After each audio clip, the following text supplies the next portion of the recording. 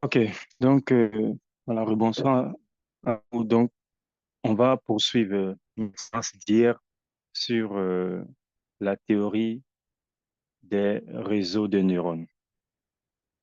Donc, hier, on a vu rapidement les éléments de base du machine learning ou l'apprentissage automatique. Et on a vu qu'il y avait trois éléments fondamentaux que tout algorithme de machine learning doit avoir. Et le premier élément, c'est quoi? Ceux qui s'en rappellent.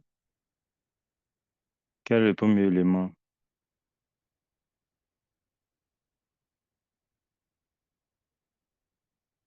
Allô? Est-ce que vous m'entendez?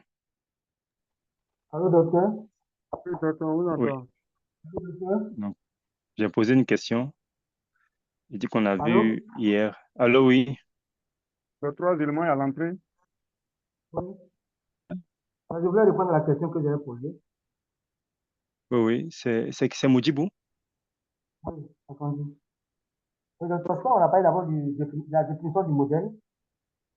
Voilà, définition du modèle. Mhm. Oui. Et Puis, on ensuite, a parlé aussi de mesures de métriques. mhm, mesure de performance. Voilà, comme c'est écrit La là. mesure de performance. Oui. Et, et le troisième, Bon, le troisième, faut peut-être que je regarde un peu. Le troisième, faut que je regarde. Donc, je ne vois pas ou quelqu'un actuellement. d'autre peut nous dire. Troisième.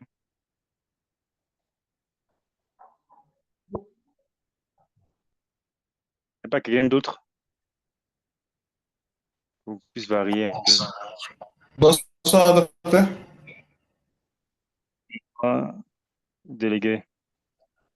Je viens de prendre un coup, hein. Ok. Donc, je posais la question de quels sont les trois éléments que tout algorithme de machine learning doit avoir. De ça. Trois éléments clés qui permettent de dire que, bon, ce qu'on a là, c'est un collègue qui a cité deux sur les trois. Il a parlé de la définition du modèle, il a parlé de la mesure de la performance. Il reste le troisième.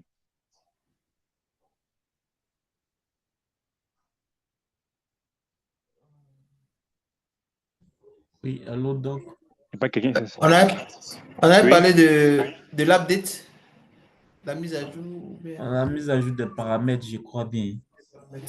l'update des paramètres. voilà, c'est ça. Le mécanisme de mise à jour des paramètres du modèle. Maintenant, concrètement, quand on dit définition du modèle, c'est quoi en fait? Je m'étais essayé d'expliquer ça concrètement. Qu'est-ce que c'est que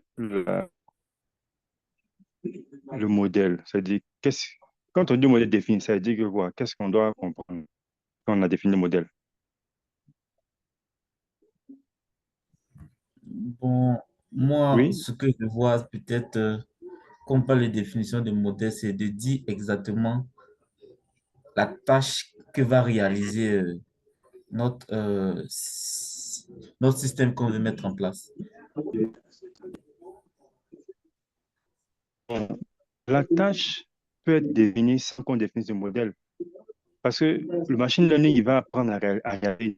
Il apprend à réaliser une tâche. Donc, même avant même que je ne choisisse un algo de machine learning, je peux connaître la tâche. Par exemple, je veux décrire une bagarre.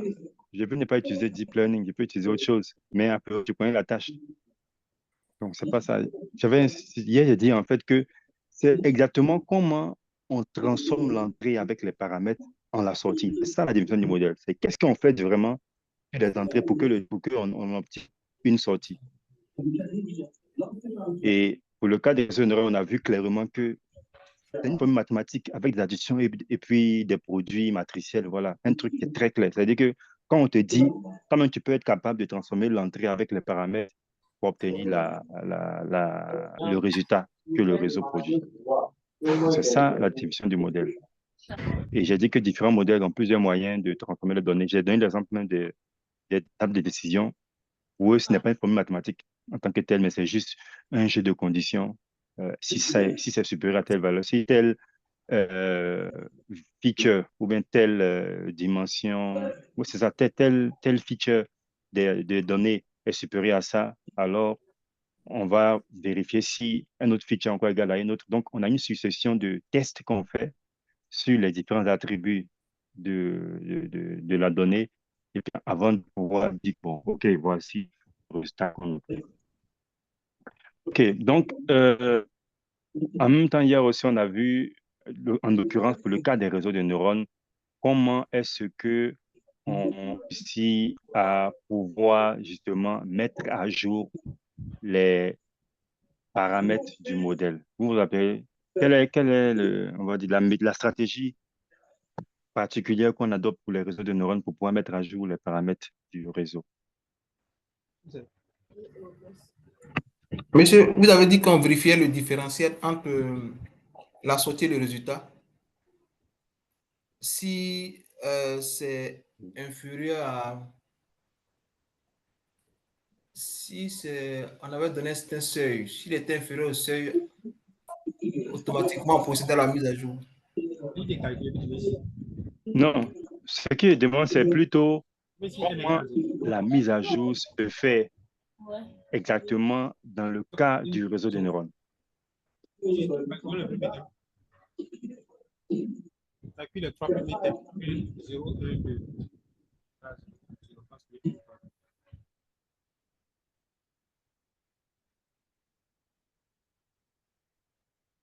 Donc, on a vu hier, on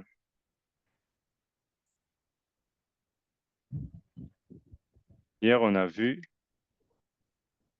que c'est la formule de la défense du gradient. C'est ça, cette formule exactement qui permet de pouvoir, c'est la stratégie, c'est l'équation qui permet de pouvoir changer les paramètres du modèle de sorte à pouvoir maximiser la performance. Donc, vous pouvez couper votre micro, s'il vous plaît. Je ne sais pas qui a le micro ouvert là.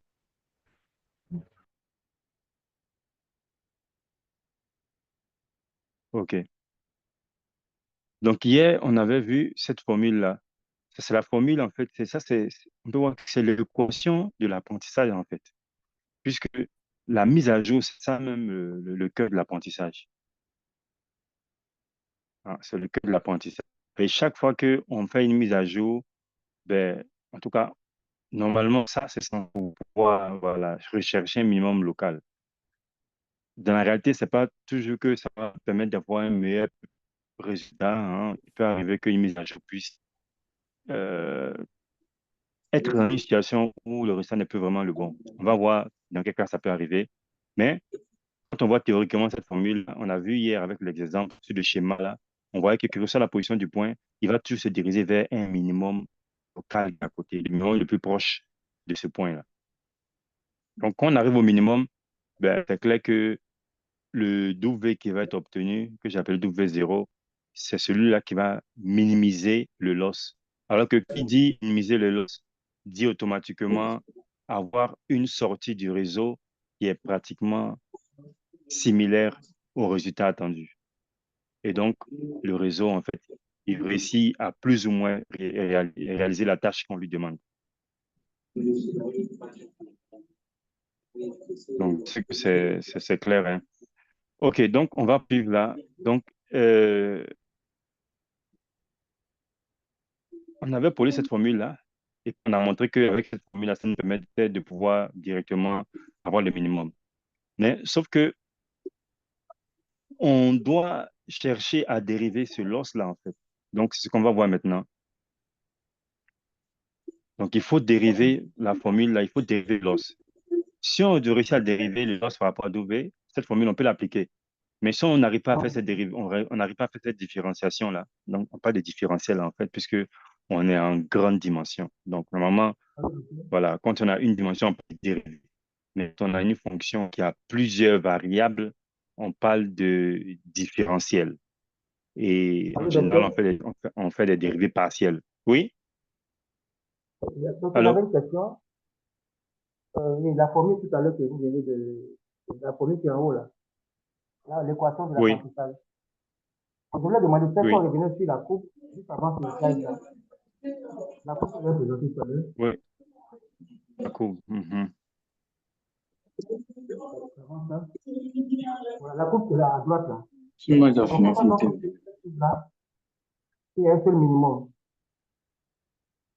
Juste là, voilà, Le on a un seul minimum. minimum. À supposer On a que ce sur la minimum, même effectivement. modèle, on a deux minimums locaux. C'est-à-dire, supposons qu'on prolonge dans cette coupe-là, au niveau du bout droit, là, on prolonge jusqu'à ce que ça descende et ça dépasse le minimum local qui est là. Voilà, merci beaucoup. Voilà. Cette coupe-là. De sorte qu'on Donc, a c'est pas des... plusieurs minimums locaux. Donc, dans ce cas, comment est-ce que le modèle va se Effectivement. comporter? C'est une très bonne question. En fait, c'est un des problèmes et c'est un problème qui est encore ouvert, hein. Il y a des tentatives de solution jusqu'à maintenant, mais c'est pas complètement résolu, en fait, hein. La recherche continue. Donc, effectivement, parce qu'on a vu, on dit que quand on a un minimum local, la dérivée elle est nulle. Donc, ça veut dire que le double ne va pas évoluer, il va rester bloqué là. C'est-à-dire, s'il arrive ici, il peut rester bloqué ici, alors qu'il y a un autre minimum qui est encore meilleur qui est là. C'est pas un minimum global. Donc, l'une des problèmes de cette approche-là, c'est qu'on obtient un minimum local et non un minimum global. Parce que l'idéal, c'est d'avoir un minimum global, tel que celui qui est ici. Non, donc, c'est ce minimum qui est le minimum idéal. Le meilleur minimum, c'est celui-là. Mais si on a commencé notre itération, parce que justement, c'est un autre problème, c'est que ben, on est un peu lié au début où là on commence, hein. Donc, si on commence ici, ben, la chance qu'on vienne arrive, on s'arrête ici. Donc, il y a des méthodes, hein. On va le voir. Bon, déjà, même le réseau que vous utilisez on va dire, le que tu as utilisé pour illustrer dans le DOA, une technique qui fait qu'en fait, au lieu d'avoir seulement ça, on ajoute un autre thème ici, en fait. Plus un autre thème, j'ai appelé ça alpha, qui permet de pouvoir booster pour éviter, en fait, d'être piégé dans ce minimum local. Donc, on peut voir que si on arrive à un minimum local, lui va devenir zéro, mais il y aura plus un alpha, un plus alpha qui sera là. Ce qui fait que le W va toujours changer, il ne va pas rester figé. Donc, il peut faire sauter, hein, pour le voir, pour le faire sur une autre zone. Donc, par exemple, il va venir peut-être ici, et peut-être en faisant les mises à jour, il va retomber ici ou bien il va retomber là-bas, et on va le faire encore sauter. Mais encore une fois, ouais, quand il saute, chaque fois, il ne peut que aller vers un minimum local. Il n'y a pas, avec cette formule, en tout cas, on ne peut pas trouver, c'est-à-dire que savoir en même temps tous les minimums qui existent et puis chercher le plus petit d'entre eux. Non. Voilà, c'est un problème ouvert. Si aujourd'hui vous asseyez, vous mettez en place un théorème qui permet de pouvoir avoir dans n'importe quelle dimension, c'est-à-dire que pour une dimension n quelconque, qu'on peut retrouver le minimum global, ça c'est un milliard je vais dire, milliards de dollars. C'est c'est une solution à milliards de dollars.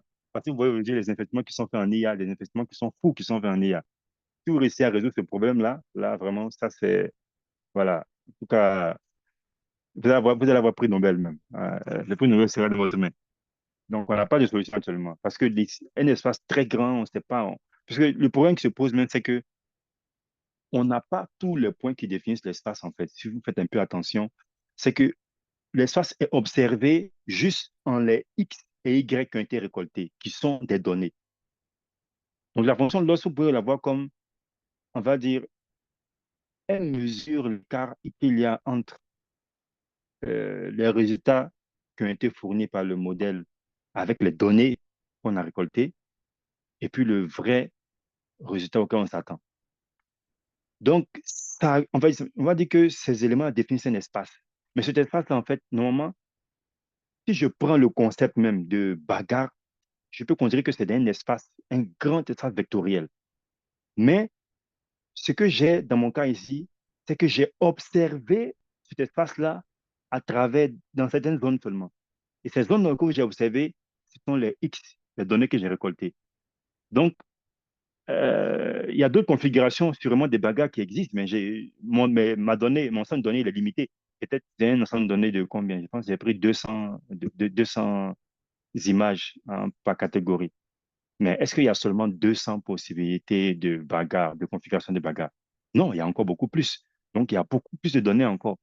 Mais moi, je me suis basé sur une observation limitée et je veux déduire, en fait, pour tout l'espace. C'est ça, en fait, ce que nous sommes en train de faire ici. On veut trouver une fonction qui va minimiser ce que le modèle est capable de faire en se basant sur une petite observation qui va pouvoir se généraliser sur tous les cas possibles. Donc, même lorsqu'elle est là, c'est une approximation de l'espace total qu'on veut minimiser. Donc, ce qui rend encore plus difficile hein, ce problème d'optimisation numérique. Et c'est un problème qui est ouvert, la recherche continue, comme je le dis, et voilà. On ne peut pas dire qu'on connaît directement le minimum. La seule condition pour laquelle on a un minimum global et que on sait qu'on va l'atteindre, par exemple, c'est quand on a une fonction qui est convexe. Et convexe, c'est qu'elle a une forme comme ça. Hein. Donc, ça, c'est que ça où tu vas forcément arriver au minimum parce qu'il y a un seul, et c'est le global. Mais ici, on a beaucoup de minimums. Donc, voilà, la fonction n'est pas convexe. Donc, on peut pas, n'est pas garanti d'arriver au minimum global. Merci beaucoup, docteur. Merci Ça beaucoup. va? OK.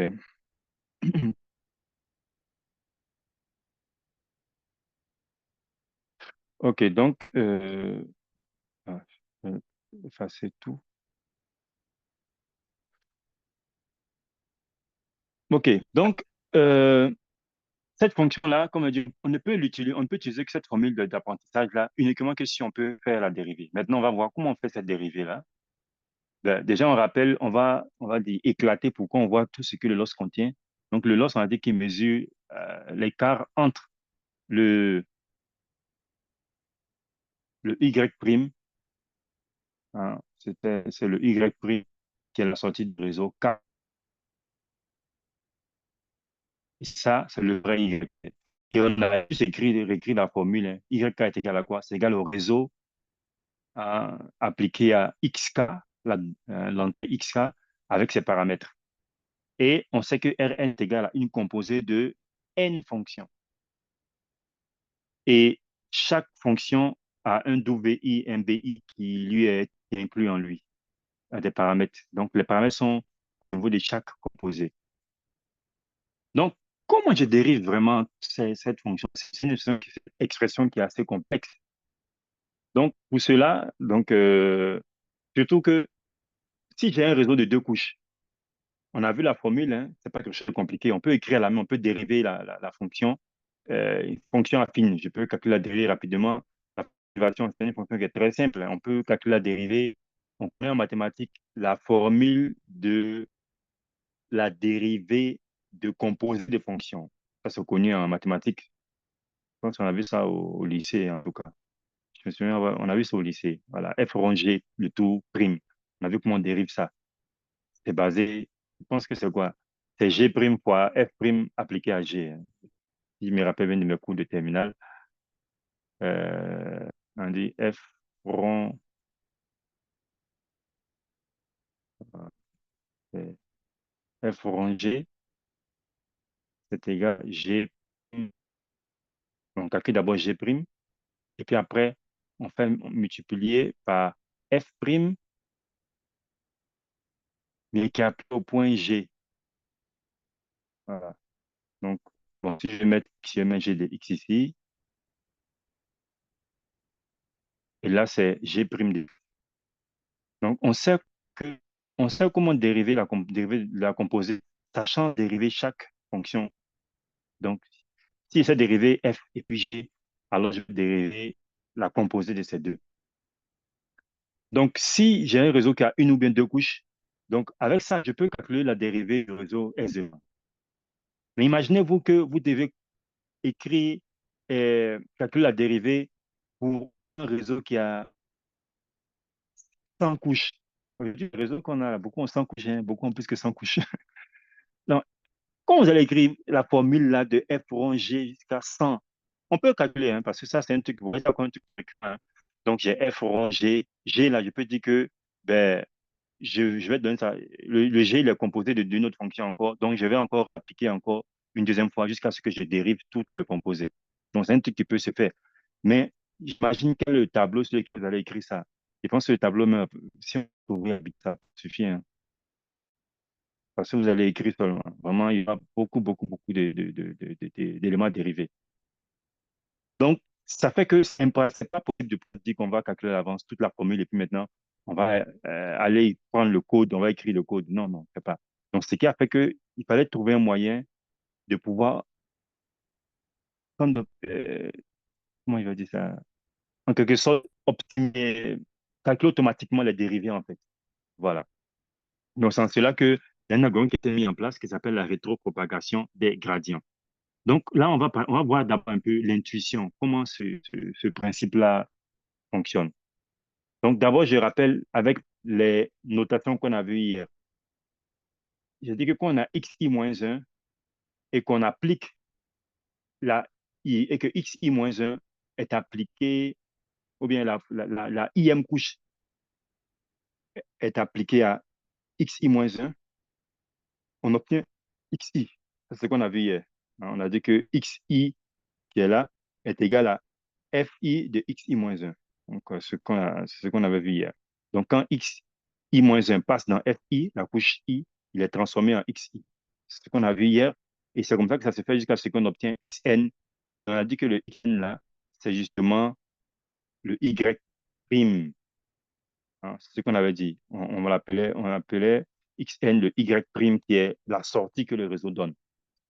Hein, donc, j'ai écrit la même chose, le x0. Et le x0, ça, c'est la donnée initiale. C'est l'entrée.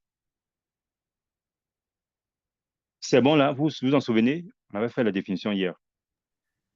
Oui, docteur, ça sonne. OK. Maintenant, donc ça, c'est pour pouvoir trouver la sortie. Donc, comment le réseau, voilà, à partir d'une entrée, voilà, il transforme successivement l'entrée à travers ses couches jusqu'à ce qu'on obtient le résultat final. Maintenant, la rétropropagation de gradient, comment est-ce qu'elle fonctionne? Parce qu'on est intéressé ici par la dérivée du loss par rapport à tous les paramètres.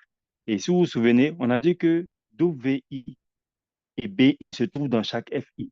Donc, dans chaque FI, on a WI comme paramètre et puis BI comme paramètre.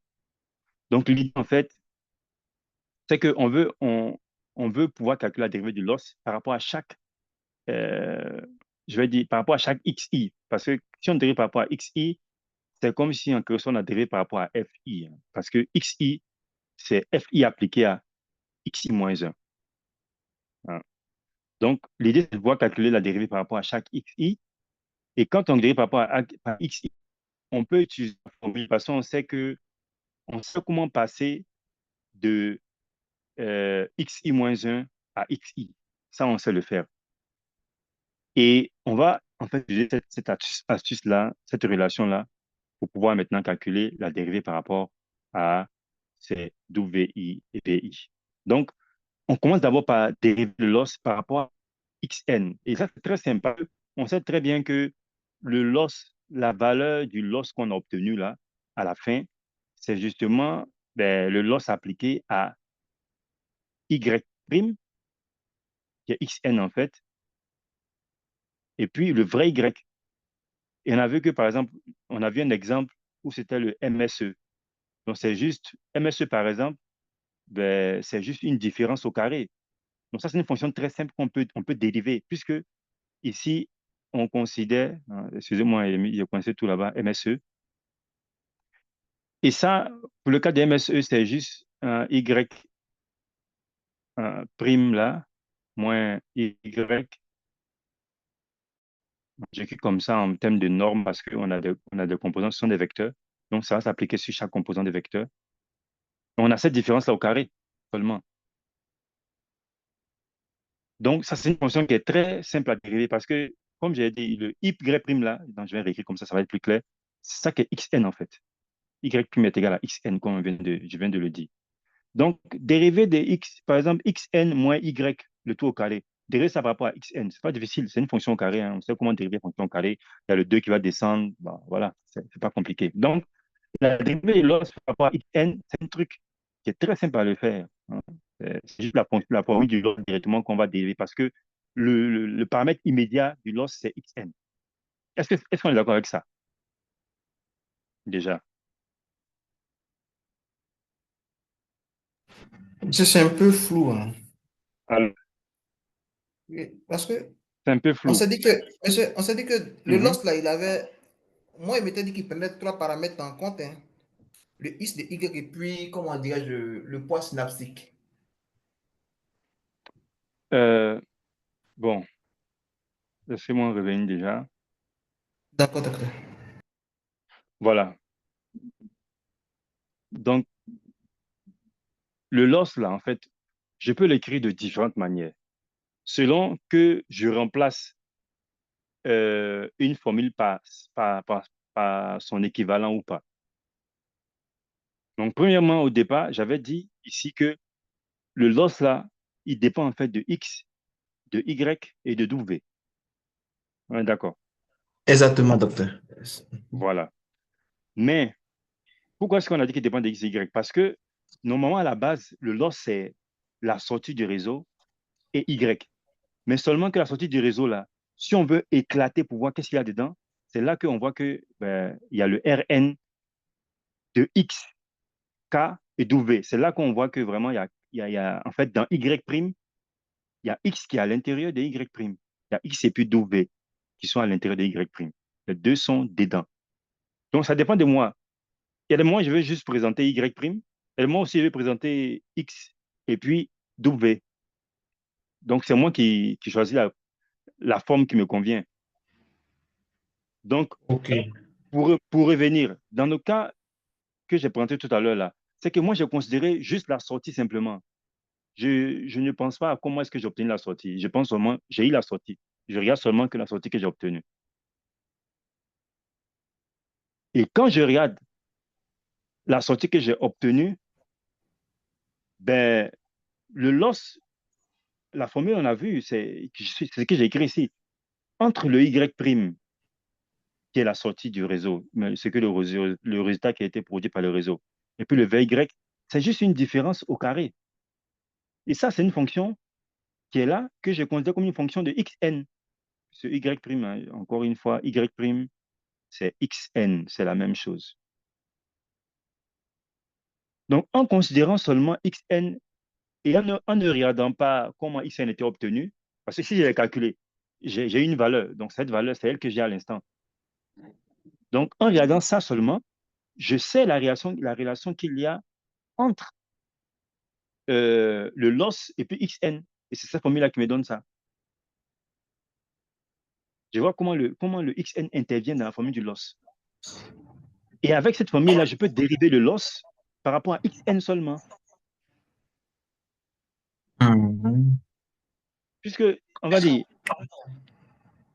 oubliez un peu qu'il y a un réseau derrière pour obtenir le xn. Si j'obtiens xn et que je trouve que xn est dans une formule d'une fonction que j'appelle g, n'importe quelle fonction que j'appelle g, et j'ai dit que g de xn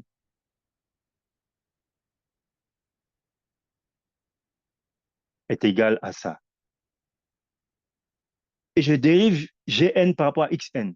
Ça revient juste à dériver cette formule-là par rapport à xn. On est d'accord ou pas? C'est logique, monsieur. C'est logique. Logique. Mhm. Maintenant, c'est ce qu'on va faire juste ici. On ne se préoccupe pas de comment xn est venu. Non, on calcule juste cette dérivée-là. Donc, ça, cette dérivée-là est très simple. C'est juste la fonction de l'os là qu'on va dériver parce que le paramètre xn, on le voit directement dans la formule là, hein. Il est directement visible là. Donc, c'est ce qu'on fait. On calcule l'os par rapport à xn. Donc, ça, c'est vraiment quelque chose que, voilà, qu'on peut faire directement. Maintenant, qu'est-ce qui se passe? L'idée, c'est que je vais calculer successivement, en fait, les losses de xn et je vais dériver le loss par rapport à tous les xi, en fait. Donc, je commence d'abord par calculer la dérivée du loss par rapport au dernier. Parce que le dernier, il est très apparent dans la formule. Il est très simple. Maintenant, quand j'ai fini de faire ça maintenant, je vais revenir à me poser la question, mais xn là même, il est égal à quoi? Et c'est là que je vais maintenant faire ressortir on va dire, la formule. Donc, on va dire, pour faciliter, supposons que on l'a fait plusieurs fois. Donc, c'est un truc récurrent. Supposez que le i là même est égal à n. Parce que ce que je vais expliquer par la suite, ça s'applique au cas i égale à n. Donc, pour ne pas avoir à répéter plusieurs fois, j'ai préféré mettre comme ça jusqu'à xi parce que c'est le même truc qu'on va répéter plusieurs fois. Donc, euh, Ce qu'on sait, déjà, en fait, il y a un ordre ici. Quand on avait x0, pour avoir xn, on faisait passer x0 dans les différentes couches qui le transformaient jusqu'à ce qu'on obtient celui qui est là. Maintenant, quand on calcule les losses, on va calculer le loss par rapport à xn. Mais l'idée, c'est que xn, là, je ne sais pas comment. Attendez, je vais essayer de créer une formule. Là. Peut-être ça peut aider à mieux comprendre. Vous connaissez les dérivés, comment on appelle ça même? La formule des dérivés des composés des fonctions. Donc, ça, c'est mathématiquement, hein, on dit que si on a une fonction f, Le euh, rotationnel de... bon, ça dérivé, par exemple, de f, d'une fonction f ici, par rapport à, je vais dire, B, peut-être. non, disons z, pour faciliter les Ok. choses. Ça, je peux l'écrire.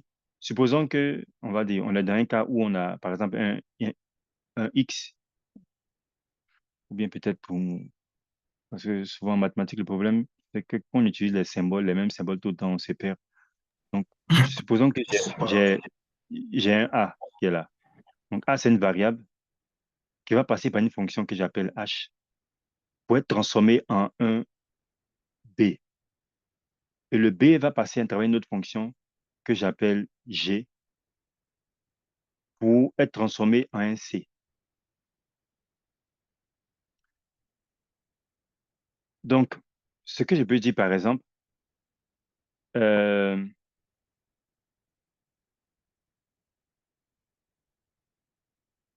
la dérivée, par exemple, de g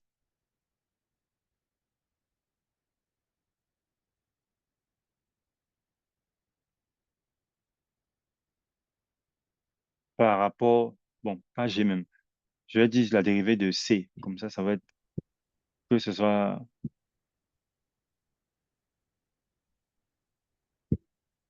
je peux calculer la dérivée de c par rapport à b.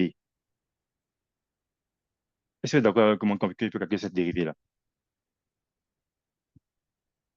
Parce que la dérivée, c'est quoi en fait? C'est comment ça mesure la variation de C par rapport à la variation de B. C'est-à-dire quand B varie d'une certaine manière, comment C va varier? Parce que j'ai mis dérivée de C ici par rapport à B, mais au fond, je sais que C est égal à quoi? Ça c'est égal à dérivée de G de B, en fait, par rapport à B. Vous êtes d'accord avec moi ou pas?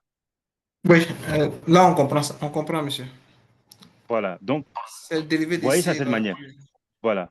Mais c'est ça, en fait, parce que c'est égal à dv de g par rapport à b. Donc, ça revient un peu à ce que je disais, c'est que je peux soit utiliser c et ignorer comment est-ce que c est venu. J'ai cette possibilité de le faire. C'est en mathématiques, c'est ça le truc de l'abstraction mathématique. On transforme à la manière qu'on veut. Tant qu'en tout cas, on a toujours une équivalence entre les transformations, on peut mettre tout ce qu'on veut où on veut, pourvu que l'égalité est préservée tout le temps. C'est ça, en fait, le truc algébrique avec les mathématiques. On manipule les formules, là, c'est quoi? C'est parce qu'on les remplace pour avoir des formes qui nous facilitent les calculs en général. Euh, Exactement, monsieur. donc, c'est la même chose aussi ici. Donc, la dérivée de C par rapport à B est égale à la dérivée de G par rapport à B. Mais, en fait, c'est que je peux aussi calculer la dérivée de C, en fait. Je peux calculer la dérivée de C par rapport à A. Je peux le faire.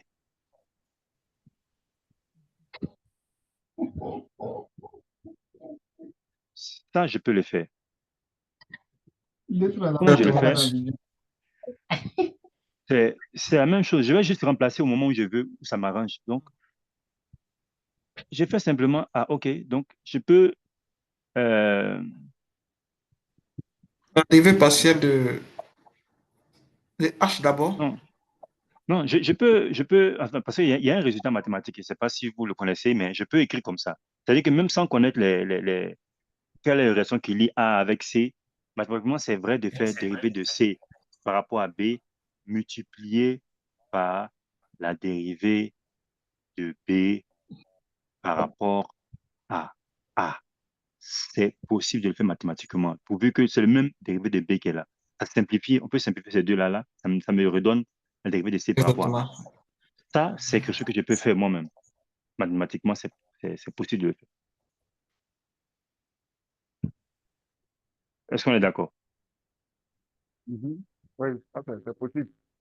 Puis, il suffit de Voilà. simplifier la dérivée de B, là. On peut simplifier, ça arrive à Voilà. la formule de Guittard. Donc, Oui, la maintenant, dérivée de monsieur, C il doit y par... avoir une certaine linéarité aussi entre les deux fonctions là, hein, pour que ça puisse marcher. Entre H et puis G. Une certaine quoi? Et linéarité entre la fonction H et G.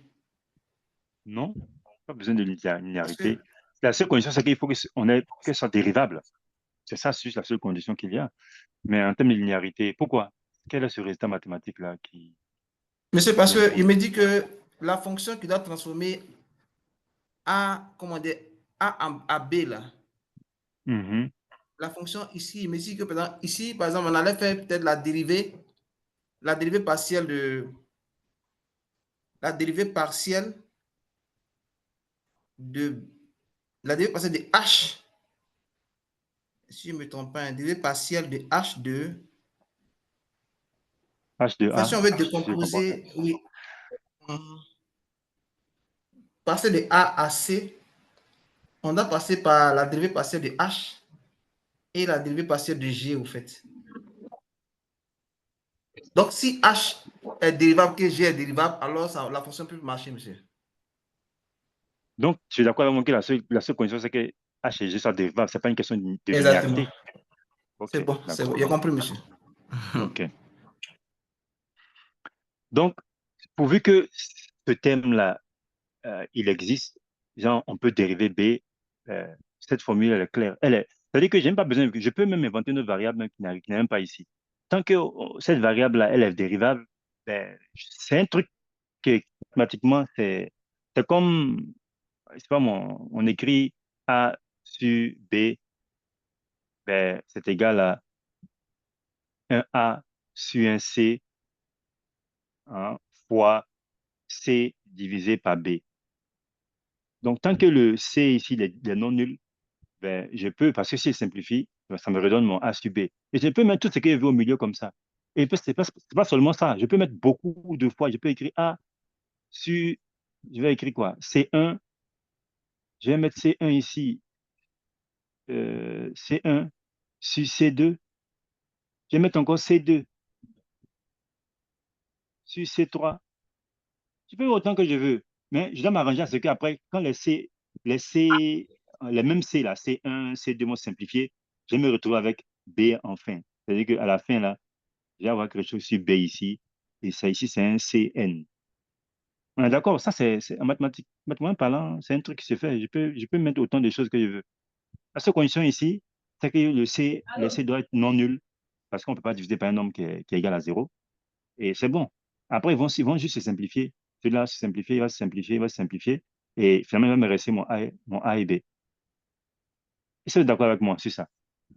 Oui, monsieur, c'est logique, c'est clair. Donc, c'est le même principe aussi avec ça. Donc, je peux mettre autant que je veux. Donc, la dérivée de C par rapport à A, je peux la calculer. Ça va être égal à la dérivée de C par rapport à B, par la dérivée de B par rapport à A. Et là, maintenant, je peux remplacer maintenant les choses. Dérivée de C par rapport à B, c'est quoi? C'est, je vais réécrire celui-là. Je vais effacer pour remplacer la formule ici. Comme ça, on aura la même chose. Dérivée de... Oh là, pourquoi ça m'a fait ce trait-là?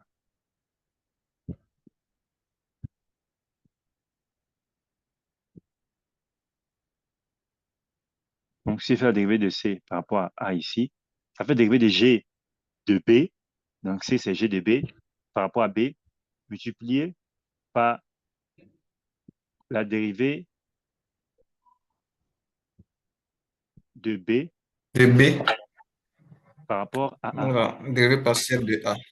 Mhm. Voilà. Je peux aussi après remplacer celui-là aussi comment on appelle ça même, par sa forme aussi, je peux écrire H en même temps. H de A.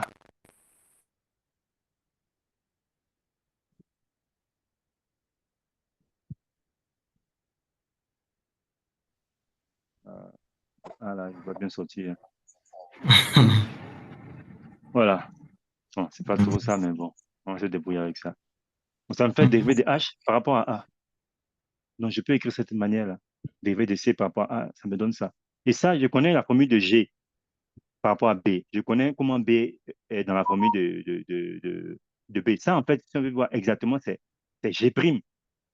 Parce que quand on a une seule variable, simplement, on n'a pas plusieurs. Bon, je peux dire que c'est G' simplement. C'est G' de B, ici, fois H' de A.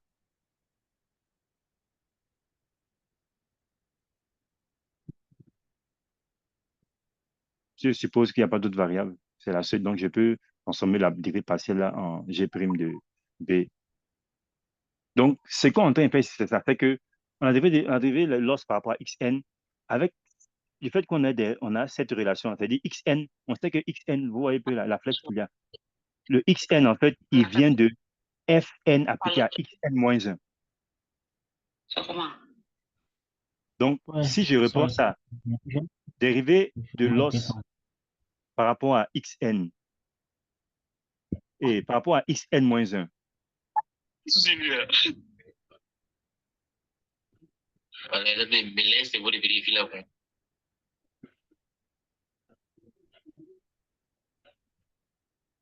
vous pouvez couper votre micro, s'il vous plaît? Parce que ça, c'est égal à la dérivée, on peut dire de loss, je vais écrire L hein, pour ne pas réécrire loss, par rapport à quoi? Qu'est-ce que je peux faire pour que Xn? Je peux dire que c'est dérivé de loss par rapport à Xn. Et qu'est-ce que je vais avoir multiplié par quoi? Par dérivé de Xn, Uh-huh. Voilà, ça se rencontre là. Attendez, je vais effacer l'autre. sur dérivé de Xn-1. Voilà, tout Certainement, simplement. tu vas utiliser. Le style de tes tests, ça me plaît. Donc, dérivé de Xn par rapport à Hein. Xn-1. Dérivé de Xn-1, monsieur. Ça maintenant, il comprend, monsieur. C'est clair pour moi maintenant. Donc, on peut dériver comme ça chaque fois jusqu'à ce qu'on arrive à Xi. Parce qu'on sait, on sait qu'il y a toujours, il y a simplement c'est le Fn qui lie, j'ai écrit ça en parenthèse ici, hein, c'est pas dans la formule, c'est Fn qui lie Xn-1 et puis n. Parce que dès qu'on applique Fn à Xn-1, on retrouve Xn. Et on sait que Fn, c'est une formule qui est très simple. On a c'est juste la composée de seulement deux fonctions, l'activation et puis une fonction qui est linéaire. Et on sait très bien qu'il n'y a pas plus simple à dériver que les fonctions linéaires. Ça, c'est la fonction la plus simple au monde à dériver. Donc, voilà. Donc, c'est comme ça à partir de dérivé de l'os par rapport à xn, on peut calculer le dérivé de l'os par rapport à xn-1. Pour calculer le dérivé de l'os par rapport à xn-2 jusqu'à arriver à xn-i. Maintenant, ça, c'est juste une partie, une partie du problème. Parce que on a réussi à dériver par rapport à x. Chaque xi, ça veut dire que chaque niveau de transformation de la donnée, parce que on peut voir que le réseau, il transforme l'entrée, mais successivement. Chaque couche transforme l'entrée en quelque chose d'autre. Et cette nouvelle, on va dire, cette donnée qui a été transformée là, elle rentre dans une autre couche encore qui va encore la transformer encore. Donc, elle va se transformer plusieurs fois, c'est-à-dire une transformation par étape jusqu'à avoir le résultat final. Mais nous, on sait qu'à chaque niveau, c'est-à-dire qu'à chaque FI, il y a les paramètres. Donc, c'est ce que je vais écrire là maintenant. Je vais effacer tout ce qui est là. Voilà. Donc là, j'ai réécrit simplement hein, comment est-ce qu'on quitte de XI pour arriver à XI-1, même jusqu'à arriver à voilà, X1. Mais on sait, donc on peut travailler comme ça, on peut faire les dérivés de l'os par rapport à tous les XI jusqu'à arriver à 0. Maintenant, l'élément pour nous maintenant le plus important, c'est de pouvoir calculer la dérivée par rapport aux paramètres, parce que c'est ce qui nous intéresse. D'où VI, comment on dérive l'os par rapport à d'où VI et par rapport à BI. Parce que c'est ça qui va nous permettre de pouvoir mettre à jour les paramètres dans la formule de l'apprentissage qu'on a vu. Et donc, il nous faut calculer alors le dérivé de l'os par rapport à WI et BI. Et pour le faire, ben, c'est ce qu'on a vu, et c'est le même principe encore, puisque on connaît la dérivée de l'os par rapport à x, Mhm. je vais dire xi ici. On a dit que c'est égal à la dérivée de l'os par rapport à xi moins 1. Multiplié. Non, non, je vais plutôt prendre xi plus... Non, je vais prendre xi plus 1 parce qu'on va prendre celui qui est déjà connu. Parce que quand on est au niveau de l'os de xi, on ne connaît pas encore l'os de l'os qui est après, mais on sait celui qui était avant, parce que c'est celui qui est avant qu'on prend pour calculer celui qui est... on va dire. Non, c'est celui qu'on a, c'est le xi qu'on a là, c'est celui qu'on utilise pour calculer le xi moins 1. Donc, vous voyez qu'on calcule à partir de n vers 0. Contrairement à quand on calculait, on transformait les entrées en sorties, ce sont les x qui changeaient chaque fois. Et on va dire qui, en termes d'indices hein, qu'on a défini, c'est-à-dire qu'il s'est transformé plusieurs fois, donc x0, x1 jusqu'à xn. Mais là, au niveau des loss, en fait, si vous voyez la logique, c'est qu'on ne peut calculer que le loss de xn moins 1 qu'à partir de xn. Exactement, monsieur. Voilà. Alors que dans le cas ici, on ne peut pas calculer, par exemple, c'est pas moi, xi sans connaître xi moins 1. C'est xn moins 1 qui nous permet de pouvoir calculer xi. Parce que c'est lui qui va rentrer dans fi pour pouvoir donner xi. Donc, c'est ce qu'on a ici. Donc, le dérivé de l'os par rapport à xi il est égal à la dérivée de l'os par rapport à xi plus 1 qui est connu, hein, fois Quoi, la dérivé de xi plus dérivée 1. voilà, de xi, ah, merci, Xi voilà, plus 1. xi plus 1 Dérivé de xi. divisé par la dérivée de xi. Dérivé de xi. Voilà. Maintenant, on sait très bien que xi plus 1 est égal à quoi par rapport à xi? X plus 1 est égal à fi. C'est fi de xi. Non, c'est fi plus 1, pardon. C'est fi plus 1. Après, ce qu'on a utilisé comme on appelle sa formule, appliquée à f, appliquée à xi. Donc, c'est xi moins 1 appliqué à fi qui donne xi. Donc, c'est ça. Donc, c'est le suivant.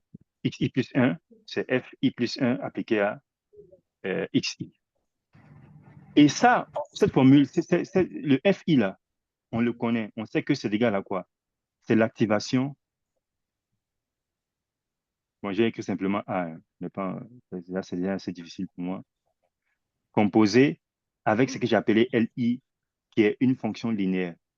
Donc, je vais appeler ça, c'est Li plus 1, hein, parce qu'on a un I plus 1 là. Donc, Li plus 1 appliqué à xi. Donc, je n'ai pas entré dans les détails des calculs, mais vous savez très bien que cette dérivée-là, et cette fonction-là, on la connaît entièrement. Donc, la dérivée, parce que le xi là, je vais le remplacer par sa valeur ici. Donc, ce qu'on a vu tout à l'heure là, ça fait la dérivée, je vais réécrire ici, que ce soit, ça fait juste la dérivée de fi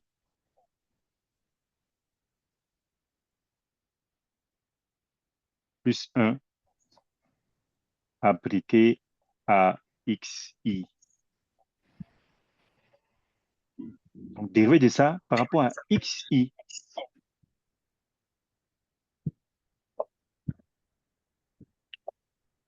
Voilà. Donc, c'est ça on doit calculer en fait. Et on va multiplier par celui-là. Le fond de truc là, c'est quoi? Les questions qui sont dedans qui te plaisent. Est-ce que c'est clair? Bon, tout même, tu vois déjà les dessins sur les dents et puis la manière que tu es agent, c'est Est-ce que c'est clair? Monsieur, un peu clair, monsieur.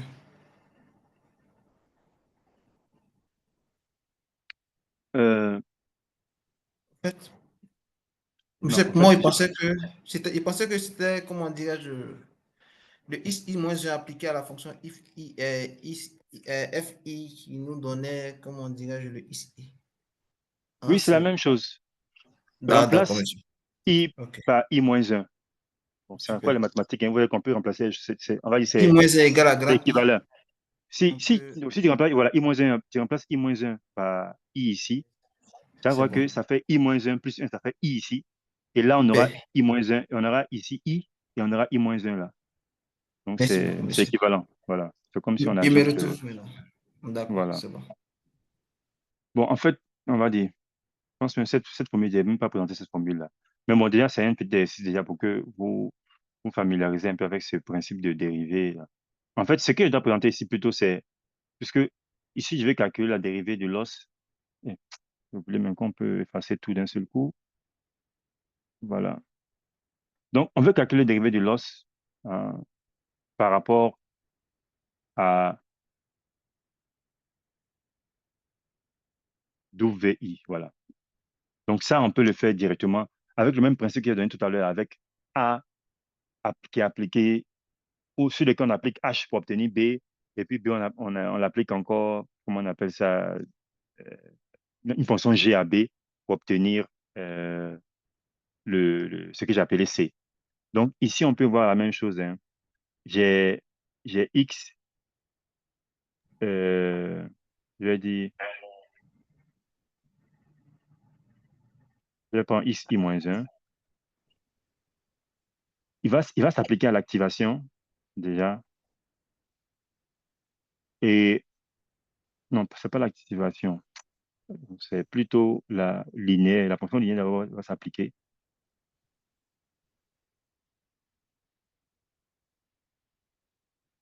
Donc, il y a la fonction linéaire qu'on appelait LI qui va transformer XI. Vous vous souvenez, j'avais appelé ça ZI, hein. Vous vous souvenez. Mhm. Oui, monsieur. Et ensuite, ZI va passer maintenant dans l'activation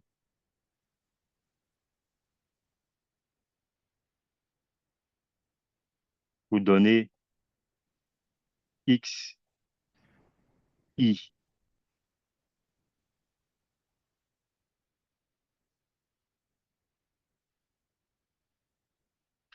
Je peux décomposer ça encore. C'est pour que je vais créer des variables intermédiaires. Bon, c'est juste on va dire, le XI là. D'abord, il va, parce que la formule de LI, c'est quoi? On a dit que c'est XI, ça en fait, c'est XI moins 1 en fait. Tu vois, c'est X moins multiplié 1. par la matrice WI. Et puis, on va ajouter le vecteur BI. C'est ça l'opération en fait. Donc, je vais réécrire ici, comme ça va être plus clair encore. Donc, XI va se transformer en ce que je vais appeler, bon, j'ai appelé ça A. Bon, c'est mathématique, on peut donner le nom qu'on veut, on n'a pas de problème, tant qu'on sait ce que c'est. Donc, j'appelle ça AI. Et AI, en fait, c'est juste le produit avec W. Bon, j'ai appelé ça, mais ici, c'est pas écrit produit. Bon, je sais pas comment je vais noter ça.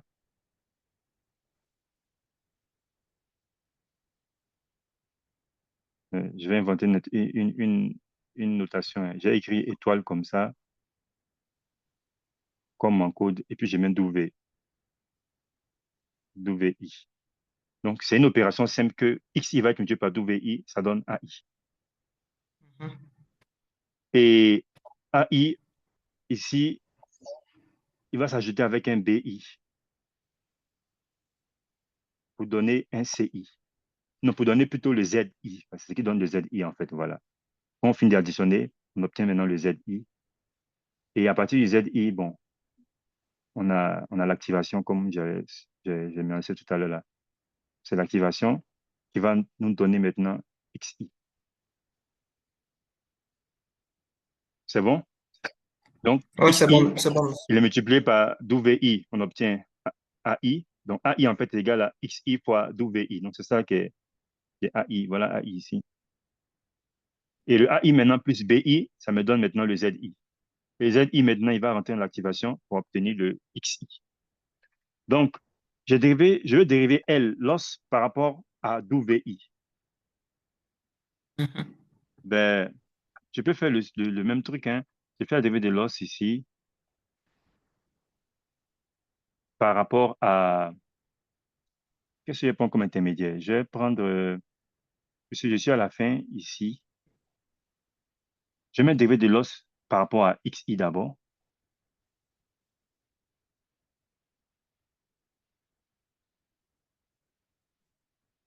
Ensuite, je vais Fois dériver de dériver de XI XI. sur AI peut-être, passer transiter par AI. euh, bon, Pourquoi on va dire aller AI? doucement. Z On va aller Pourquoi dire doucement. AI? par Z. On va... Ou bien on peut passer. Non, non, on va aller tout doucement. On est à Dérivé de ZI, hein. WI alors. Par rapport à ZI. Bon, on À peut faire ZI dériver, d'abord. mais on peut, pour aller doucement, on va aller par rapport à dériver par rapport à ZI. ZI. Voilà. Et on va faire un produit encore, la dérivée des ZI ZI. par rapport à, AI. Dérivé de WI par alors. rapport à AI. Par rapport à AI. AI d'abord. Ah, ouais. AI d'abord. AI d'abord. AI.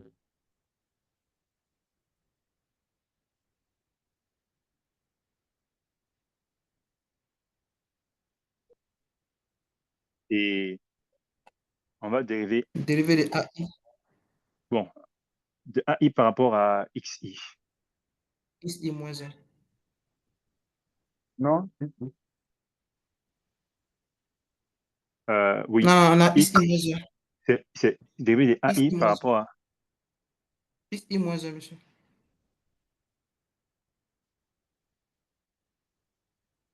Parce que AI, c'est la sortie. Et XI, c'est la sortie non, moins. Donc, XI dérivé de moins 1. AI par rapport à XI moins 1, voilà. XI moins 1, monsieur.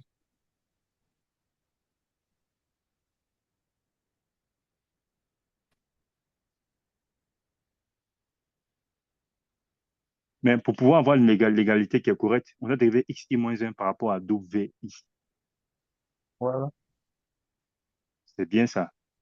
Oui, c'est Euh, bien ça. mais non, attendez, je pense qu'il y a un petit souci là. Parce que XI, c'est lui qui est multiplié, qui est en train pour avoir WI. Donc, le XI n'a pas vraiment WI.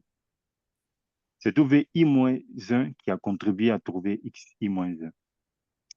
Donc, je pense qu'on devait s'arrêter à dériver de AI par rapport à WI simplement.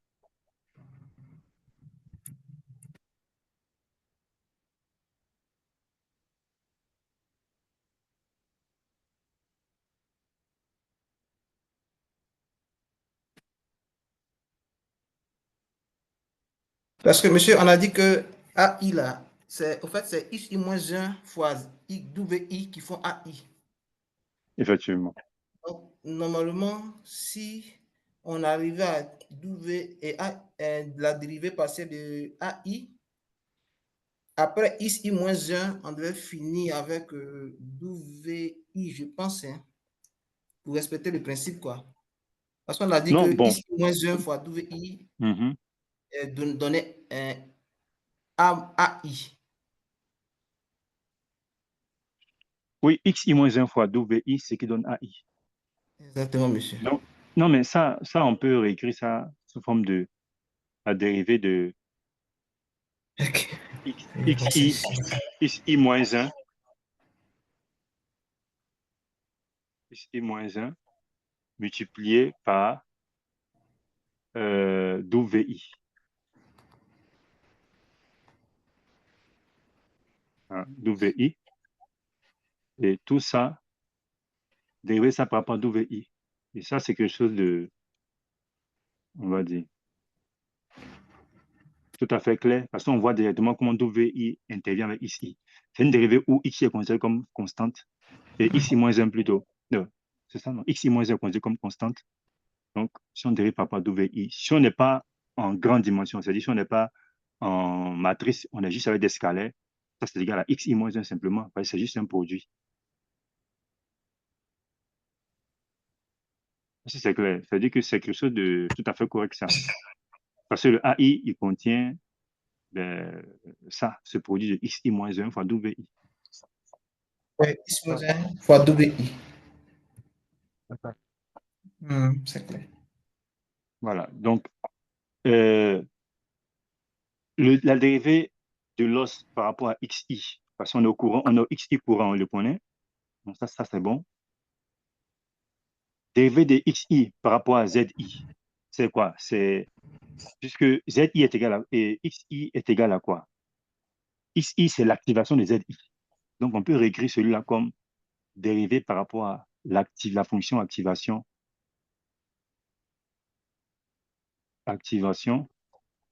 qui est appliquée à zi. Donc, c'est une fonction simple de zi dérivée par rapport à zi. Donc, on peut calculer cette dérivée-là pourvu qu'on connaisse la formule exacte de la fonction d'activation. Et vous avez une fonction simple qui est, si on veut la représenter, elle est comme ça en fait. Puisqu'il dit que quand le nombre est inférieur à 0, c'est égal à 0. Et quand il est supérieur égal à 0, il est égal à lui-même, c'est-à-dire la première bisectrice. C'est x est égal à y. Donc voilà comment la formule se présente. La fonction elle est comme ça. Donc si on veut dériver cette fonction-là, cette fonction dérivée, elle est très simple. Si c'est inférieur à 0, la dérivée reste 0. Mais si la fonction est supérieure à 0, quelle sera la dérivée? Si vous vous en souvenez, si vous pouvez me dire, c'est quelque chose d'intéressant. La première bisectrice qu'elle a fait, c'est combien? La première bisectrice, c'est la fonction x égale à y. Et y est égal à x. Donc, si je dérive cette fonction-là, c'est-à-dire f de x égale à x. C'est quoi la dérivée d'une fonction f de x égale à x? C'est 1. C'est une constante, monsieur. C'est C'est 1. une constante, c'est 1. Voilà. Non, C'est 1. c'est 1. C'est pas une Oui, constante, c'est c'est ça, 1. c'est 1. Parce que quand on dit Mhm. constante, ça veut dire que ça peut être n'importe quelle valeur. C'est Oui, 1 c'est 1. exactement. C'est 1. F de x Mhm. Ah, égale à d'accord. x égale à 2. En fait, c'est une fonction qui est définie sur on va dire deux domaines différents. C'est-à-dire quand c'est inférieur à 0, c'est égal à 0. C'est comme ça, souvent on écrit ces fonctions. On écrit quand x est inférieur à 0, c'est égal à 0. C'est pas un truc comme ça. Et puis quand c'est supérieur à 0, c'est égal à x. Donc, si tu calcules la dérivée, tu la dérivée sur chaque domaine. Donc, quand c'est inférieur à 0, c'est 0. Donc, la dérivée de 0, c'est 0. Mais quand c'est supérieur à 0, c'est égal à x même. Dérivée de x par rapport à x, ben, c'est 1. C'est 1. Donc, Mhm. cette dérivée-là, voilà, par exemple, pour cette fonction-là, on appelle relu. Donc, c'est un nom bizarre, mais bon, une fonction très simple avec un nom un peu compliqué. C'est comme ça qu'on l'appelle voilà, dans le truc de deep learning, on l'appelle relu. Donc, la dérivée de l'activation, là, tu vois que c'est pas compliqué en fait, c'est une fonction très simple. Donc, ça veut dire que ça aussi, sa dérivée aussi, c'est quelque chose de très simple qu'on connaît, on peut calculer. Est-ce que vous me suivez là? On a vu que ça, on va bien calculer avec les dérivées de l'os comme ça. Et la dérivée de l'activation, c'est quelque chose de très simple, parce que c'est une fonction simple qu'on dérive par rapport à son paramètre. Donc, dérivée d'activation de ZI par rapport à ZI. Voilà. Donc, ça, c'est bon. Maintenant, dérivé de ZI par rapport à AI. Quelle est la relation ZI et puis AI? C'est une relation de somme. ZI est égal à quoi? Est égal à AI plus BI. Est-ce qu'il y a plus simple que ça à dériver? Non, monsieur. Bon, si vous demandez quelle est la dérivée de AI plus B par rapport à AI, ça donne quoi, la dérivée là? Si on est en dimension 1, dimension 1. Dérivée de AI plus Ah, BI par rapport à AI, c'est égal à quoi? Regardez bien, AI, on dérive par AI rapport plus à AI seulement. BI. Oui, si je dérive AI plus BI, cette expression, c'est une fonction qui est là, que j'appelle W, non, que j'appelle euh, Là, monsieur, on considère H. BI comme une constante, monsieur. Oui, parce qu'on dérive par rapport à AI, donc c'est clair que BI sera une constante. Parce que quand on dit par rapport à AI, ça signifie que on ne considère que AI comme étant un élément qui varie, et tout le reste ne varie Ah, pas. d'accord. Donc, monsieur, ça va donner AI. Dérivé de AI plus BI par rapport à AI. Vous êtes sûr? Mais ça donne. Allô, Bon, je constate, hein, ou bien allô, 1. docteur? Allô, oui? Si ça donne 1, Tout simplement 1. Parce que, en fait, il ne faut pas être figé, forcément, tant qu'il n'y a pas vu X, c'est pas égal à 1. Non. Je dérive par rapport à quoi? C'est ça qu'il faut comprendre. Il ne faut pas comprendre que je dérive par rapport à X forcément. Parce que c'est ça le problème souvent en mathématiques. On essaie d'être figé sur comment on appelle ça même, les variables. Genre, pour nous, c'est X, donc c'est tout le temps X. Si demain on met W, on est perturbé. Non. L'idée, c'est pas que c'est X. Non. L'idée, c'est j'ai une valeur qui est là. Je dérive ça par rapport à ça. Donc, quand je dérive par rapport à quelque chose, si cette chose, elle est en haut là-bas, ben, je la considère comme mon X en même temps. Et le reste, tout le reste là, je considère comme des éléments qui sont figés. Puisque quand je dis dérive par rapport à ça, c'est par rapport à cet élément-là que je considère comme un élément qui varie. Donc, comme on a AI, ben, ça fait 1. Dérivé de BI par rapport à AI, parce que je sais que BI est constant par rapport à AI, donc ça donne 0. Donc, c'est 1 exactement. Donc, cette dérivée-là, elle est très, très simple encore. C'est dérivée de somme. C'est comme dérivé de X plus une constante, en fait, parce que BI est une constante par rapport à AI. Donc, c'est comme si je dérivais X plus C, où C est une constante. Donc, il reste quoi? Il reste la dérivée de AI par rapport à WI. Et on a vu encore que c'est égal à, en fait, la dérivée de XI fois WI par rapport à WI. Donc, on a un produit. Donc, si vous demandez c'est quoi la dérivée de XI fois WI par rapport à WI, en considérant toujours que je suis en une dimension, hein. C'est combien la valeur? Monsieur, on vous attendait plus, hein, monsieur. Ah, OK. Donc, mais c'est bon déjà pour la dérivée de ZI par rapport à AI. On a vu que c'est très simple à calculer. C'est bon?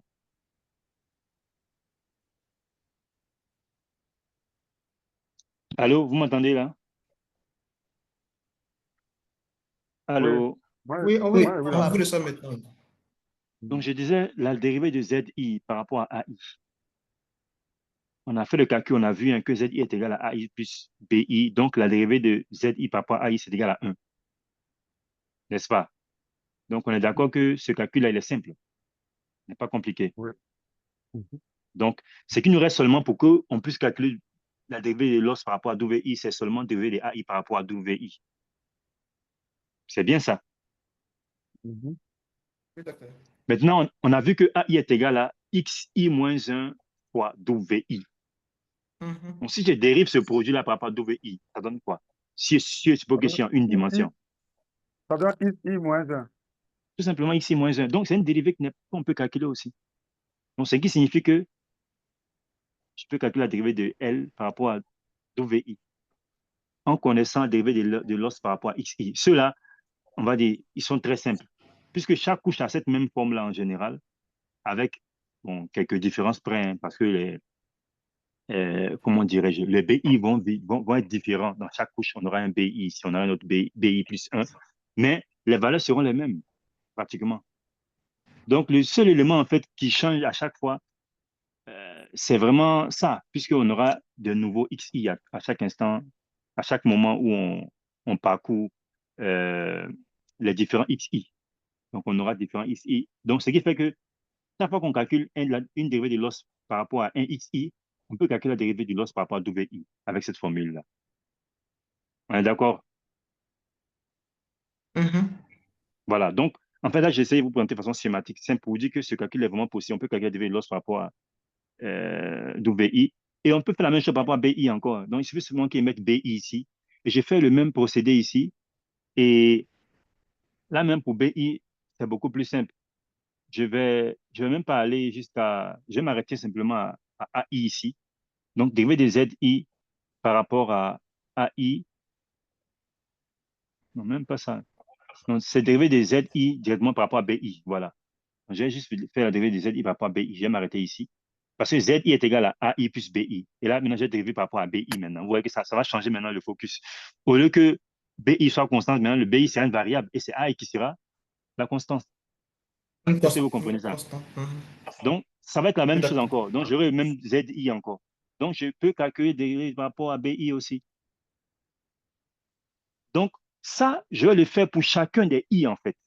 Pour i égale à n, pour n-1, pour n-2, ainsi de suite. Donc, finalement, qu'est-ce que j'aurais fait? J'aurais calculé le dérivé de l'os par rapport à tous les wi et calculé la dérivé de l'os par rapport à tous les bi. Et avec ça, ben, je vais faire ce qu'on a vu tout à l'heure là. Je vais appliquer cette formule-là pour chacun des wi. Wi est égal à ça, wi ici, divisé par rapport à wi. J'ai fait la même chose avec bi aussi. Donc, bi est égal à la valeur précédente de bi moins la dérivée de l'os par rapport à bi que j'ai calculé. Et voilà comment je fais la mise à jour. Est-ce que c'est clair? Allô? Oui, docteur. Oui, docteur, c'est Docteur clair. André. Voilà, c'est un calcul un peu costaud, mais c'est ça ce qui se cache derrière ça. Donc, quand ça s'est fait et que, bon, on oublie toute la fatigue qu'on a eu à faire ces calculs-là, mais quand on réussit à calculer ça, ben, on a tout ce qu'il faut et on peut maintenant appliquer la formule de l'apprentissage, en fait. On peut calculer d'OVI, on peut mettre à jour les paramètres en suivant voilà, cette méthode-là. Donc là, c'est vraiment pour donner l'intuition. Après, je vais aller vite pour ce qui vient après, hein, parce qu'après, c'est les formules mathématiques là. Bon, je ne vais pas m'attarder dessus parce que, en fait, ce que j'ai présenté ici, pour que ce soit plus simple à comprendre, c'est que j'ai fait ces calculs-là en dimension 1, c'est-à-dire que je suis en une dimension. Mais c'est que la réalité, c'est qu'ils sont avec des matrices. Donc, on dérive par rapport à une matrice. Vous voyez que ça devient un peu plus compliqué. Ce n'est pas aussi direct que ce qu'on a l'habitude de voir. Donc, je dérive une valeur par rapport à une matrice entière. Donc, cette dérive, ça donne une matrice. On parle des matrices jacobiennes. Ceux qui ont fait un peu de mathématiques voilà, à l'université, donc la matrice jacobienne, c'est la matrice des dérivées. Donc, sur les lignes, on dérive par rapport à une autre variable, on dérive les composantes, je pense que c'est en colonne, et puis sur la ligne, c'est par rapport aux variables. Bon, en tout cas, c'est vraiment tout un autre domaine là-bas, c'est un peu de l'analyse multidimensionnelle. Donc, je ne vais pas m'attarder dessus, mais je vais vous juste plaquer les formules pour que vous regardez voilà, les formules. Donc, voilà, j'ai réécrit la dérivée de l'os par rapport à la sortie qui est égale à la dérivée de l'os par rapport à xn. Ça, c'est un truc qui est déjà connu déjà d'après les formules qu'on a établies au départ. Xn est égal à y prime qui est égal à l'activation de Zn, qui est égal à l'activation de tout ça. Donc, ça, ce sont les éléments que je rappelle de base qu'on avait déjà. Et là, la dérivée de l'os par rapport à Vn, c'est égal à la dérivée de xn transposé par rapport à Vn fois la dérivée de l'os par rapport à xn. Donc, je ne vais pas rentrer dans les détails de ces calculs-là, ça va nous prendre un temps fou pour écrire tout ça. Mais comprenez que quand on a en dimension élevée avec des matrices, c'est pas comme on est en dimension 1 où le produit est commutatif. C'est-à-dire quand il fait x fois a, c'est égal à a fois x. Quand on est avec les matrices, la matrice A fois une matrice x, c'est pas la matrice x fois a. Donc, l'ordre des opérations a un impact sur le résultat qu'on a. Donc, pareillement aussi, quand on va faire les dérivés aussi, il y aura un impact. Donc, voilà pourquoi vous pouvez voir un transposé qui va apparaître. Donc, c'est un truc qui, est, voilà, qui arrive souvent lorsqu'on calcule les dérivés avec des matrices et autres. Donc, voilà, ça, c'est la formule que voilà, je vous plaque directement. Euh, vous pouvez vous entraîner à peut-être prendre une dimension, même deux dimensions, et puis faire la dérivée à la main. Mais il y a déjà voilà, des gens ont fait des travaux déjà et ils ont mis dans des livres, mais vous pouvez aller consulter les dérivés, voilà, d'une valeur par rapport à une matrice, par rapport à un vecteur et autres. Donc, voilà un peu la formule que j'ai juste plaquée là. Ça, c'est pour Vn. Donc, on a la dérivée de l'activation multipliée par xn moins 1 transposé fois la dérivée du loss par rapport à xn. Donc, voilà la formule finale. C'est ça qu'on va utiliser. On va utiliser l'activation, la dérivée de l'activation multipliée par euh, le xn-1 transposé par la dérivée du loss par rapport à xn. Donc, vous voyez qu'on utilise la dérivée du loss par rapport à xn pour pouvoir calculer la dérivée du loss par rapport à Vn. Pareillement aussi, pour Bn, la formule finale, c'est que c'est l'activation multipliée par 1n. Donc, c'est un vecteur où tout est 1, 1, 1. Donc, c'est la taille de ce vecteur-là, c'est la taille n. On avait vu les n0, là, comme j'avais présenté tout à l'heure, les dimensions. Voilà, fois la dérivée de l'os par rapport à xn. Hein, donc, ça, c'est une matrice, en fait. OK, donc, avec ça, justement, avec ces formules-là, donc, on peut implémenter dans du code. Et puis, ben, avec ça, on pourra, en théorie, choses collent bien, on sait, on connaît la formule pour pouvoir mettre à jour les paramètres du modèle qui vont nous permettre de pouvoir oh, améliorer la performance. Et maintenant, comment on calcule la dérivée du loss? Bon, voilà, c'est avec toutes ces formules mathématiques-là. Et quand on a ça, c'est bon, on peut le faire maintenant. Donc, donc là, j'ai réécrit avec les XI, hein, parce que, comme vous pouvez le constater, c'est qu'on va le faire plusieurs fois, en fait, pour pouvoir calculer les dérivées de loss par rapport à tous les paramètres. Par rapport à tous les paramètres. Et puis, euh, quand on a fini de calculer ça, on va juste les mettre à jour et tous un à un aussi. Donc, on met à jour pour le W1 et le W0, on met à jour. Le W1, on met à jour jusqu'à WN. Pareillement pour le B aussi, B0 jusqu'à BN. OK, donc, est-ce que c'est clair là? On va dire, parce que le plus important pour moi ici, c'est de comprendre l'intuition, en fait, comment cet algorithme-là il fonctionne. C'est-à-dire que on calcule pas à pas. Donc, avec ça, en fait, si on sait dériver l'activation avec les formules que j'ai présentées tout à l'heure, vous avez vu que c'est la même chose pour chaque couche, c'est la même chose. C'est pour ça que j'ai présenté la formule avec XI. Donc, comme on peut le faire la même chose pour toutes les couches, vous voyez que dans un algorithme, ça va être très simple. On va juste changer les i là seulement, et puis on va appliquer la même formule chaque fois, et on pourra calculer directement la dérivée, la différentielle du loss par rapport à chacun des paramètres. Donc, c'est un peu ça le gain. C'est qu'on ne va pas écrire toute la formule à la main sur un tableau qui dépasse peut-être même 3 bulletins, je ne sais pas, où on va écrire autant de formules que, je ne sais pas moi, qui ne vont pas finir. Mais là, avec cette méthode algorithmique-là, on n'est pas obligé d'écrire toute la formule à la main. On calcule pas à pas. On calcule à chaque niveau. À chaque niveau, un peu. On commence par le dernier et on va vers l'arrière. Donc, c'est ce qui justifie le nom de rétropropagation. Rétro. Donc, on revient en arrière pour calculer. Bon, le loss, c'est lorsqu'on appelle erreur en général. Donc, c'est ce qu'ils disent. On rétropropage l'erreur dans chaque couche pour pouvoir calculer l'erreur par rapport à chaque paramètre. Et là, avec cette erreur-là par rapport à chaque paramètre, on pourra améliorer les paramètres pour réduire l'erreur.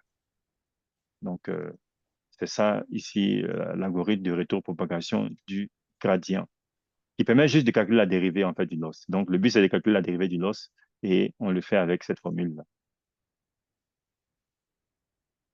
OK, ça a pris quand même un bon moment, hein.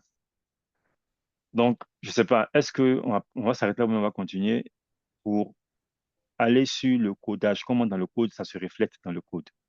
C'est là on a vu la théorie, les formules, mais comment est-ce qu'en pratique on le fait vraiment, concrètement? Docteur, allô, docteur. Allô? Moi, je propose qu'on digère ça pour que, ouais, voilà.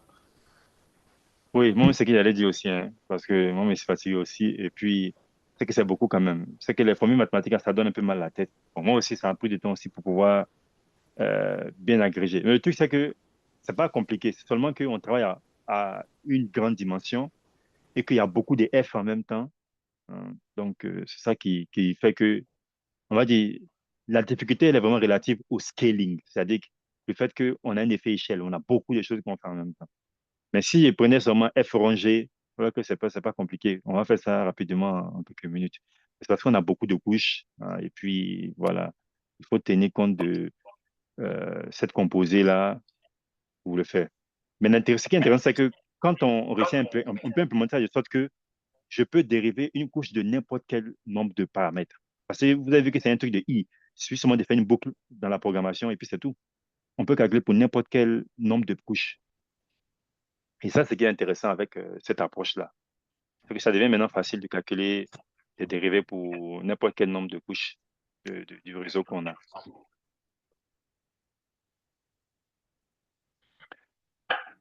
OK, donc on va s'arrêter là pour aujourd'hui. Est-ce que vous avez des questions? Bon, docteur, moi, j'ai une préoccupation. On part directement avec le cours. Euh, vous avez enregistré, c'est pas les enregistrements. Comment on peut avoir accès à ça? Bon, il y a deux éléments.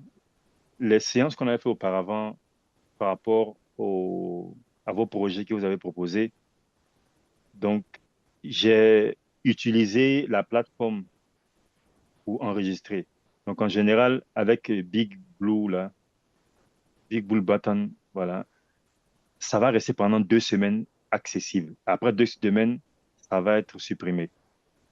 Donc, vous avez 2 semaines pour ce qu'on a fait déjà dans voilà, les revues des différents projets qui ont été proposés. Maintenant, pour le cours d'hier, par exemple, dans le mail que j'ai envoyé, j'ai précisé que j'ai déjà mis ça sur la plateforme parce que ça, c'est avec Zoom. Donc, comme, bon, voilà, j'ai un compte Zoom, ici affilié à une organisation qui a un compte Zoom qu'ils ont donné à voilà, toutes les personnes. Donc, ce qui fait que j'ai accès, je peux enregistrer en ligne euh, les, les, les séances qu'on fait. Et ce que j'ai fait, c'est que j'ai téléchargé et puis j'ai mis ça sur YouTube. Donc, sur la plateforme du cours, vous pouvez aller voir, j'ai mis la vidéo YouTube de la séance d'hier. Elle est actuellement disponible là. Vous pouvez la voir juste sur la page du truc. Donc, chaque fois qu'on fait une séance sur Zoom comme ça que j'enregistre, voilà, derrière moi, ce que je vais faire, je vais récupérer l'enregistrement qui a été fait dans le cloud, le télécharger, voir s'il y a des choses à ajuster et puis ensuite je balance ça sur YouTube et je vous envoie le lien sur la plateforme du cours. D'accord, c'est compris, docteur.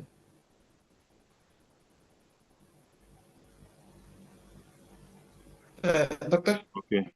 Oui, j'ai une petite préoccupation.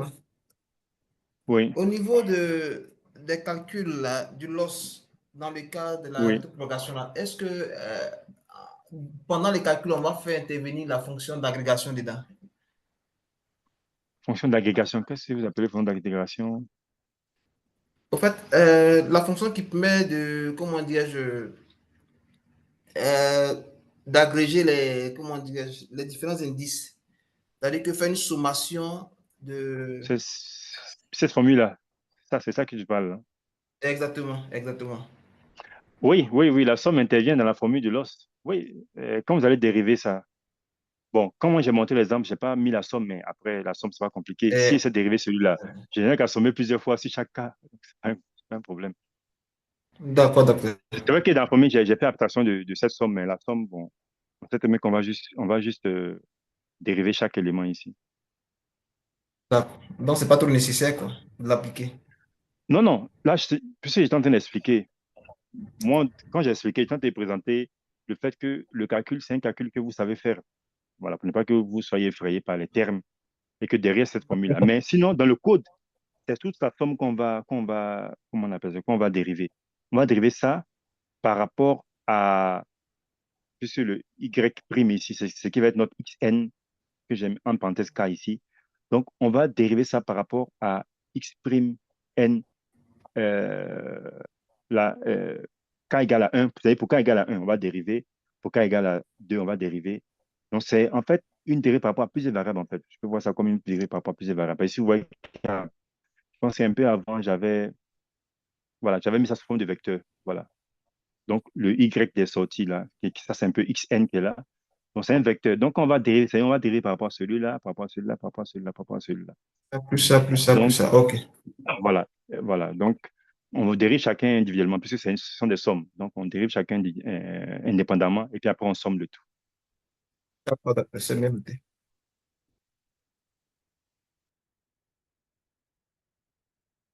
OK. D'autres questions?